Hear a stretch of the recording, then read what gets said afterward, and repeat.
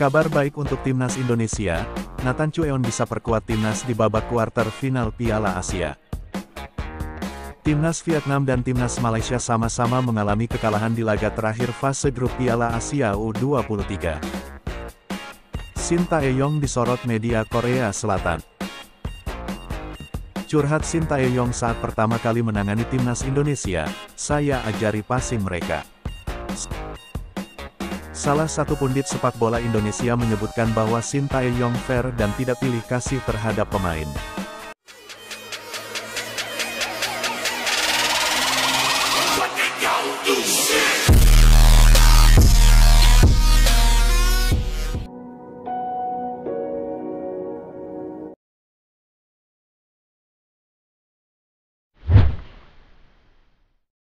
Kabar baik untuk timnas Indonesia, Nathan Chueon bisa perkuat timnas di babak kuarter final Piala Asia. Kabar baik untuk pecinta timnas Indonesia, Nathan Chueon resmi diizinkan klub untuk perkuat timnas Indonesia di babak perempat final Piala Asia U23. Hal ini disampaikan langsung oleh Ketua Umum PSSI, Erick Thohir mengabarkan berita baik jika Nathan Chueon akan bergabung kembali ke timnas U23 Indonesia. Kabar baik datang dari Belanda di mana SC Heerenveen akhirnya mengizinkan Nathan memperkuat timnas hingga sisa Piala Asia U23, ucap Erick Thohir.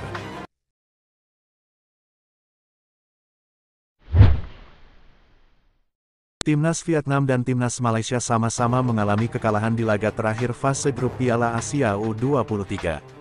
Timnas Vietnam dan timnas Malaysia menjalani laga pamungkas di grup D.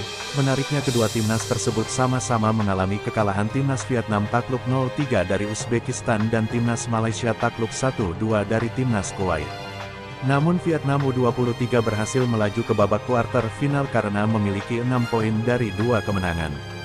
Sementara itu timnas Malaysia U23 harus pulang ke negaranya dengan tanpa mengantongi 1 poin pun.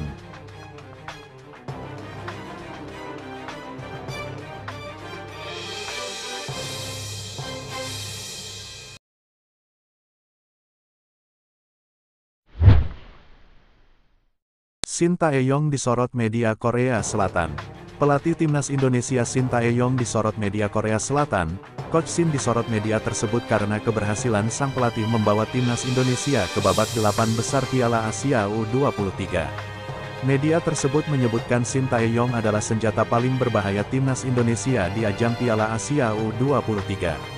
Shin Tae-yong merupakan senjata paling berbahaya dari timnas Indonesia. Coach Shin punya pengalaman melatih timnas U20, timnas U23 dan timnas senior Korea Selatan.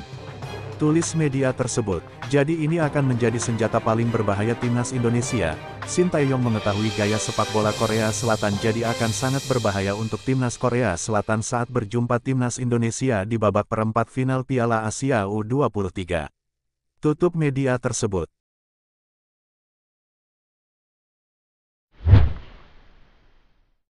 Curhat Shin Tae-yong saat pertama kali menangani timnas Indonesia, saya ajari passing mereka.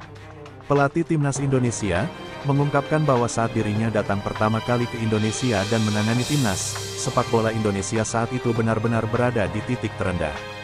Kini, dirinya pun senang dengan perkembangan timnas Indonesia dan perlahan-lahan sepak bola Indonesia mulai bangkit dan mengukir sejarah.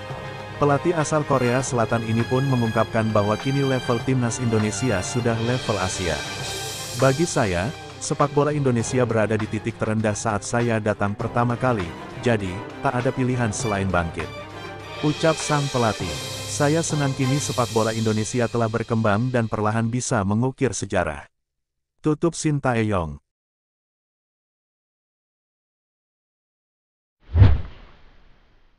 Salah satu pundit sepak bola Indonesia menyebutkan bahwa Shin Tae-yong fair dan tidak pilih kasih terhadap pemain. Pundit sepak bola Indonesia Sabto Haryo mengatakan bahwa pelatih timnas Indonesia saat ini tidak pilih kasih dalam pemilihan pemain timnas Indonesia. Ia menyebut bahwa Shin Tae-yong tidak membedakan pemain lokal dan pemain yang bermain di luar negeri abroad. Coach Shin Tae-yong itu orangnya fair jika pemain yang bermain di Liga 1 menunjukkan performa baik dan bisa menunjukkan kualitasnya. Coach Shin Tae-yong akan selalu terbuka untuk memberikan kesempatan.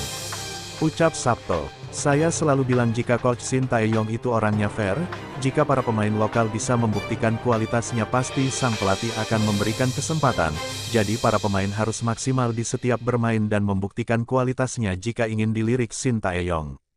Tutup pundit sepak bola tersebut.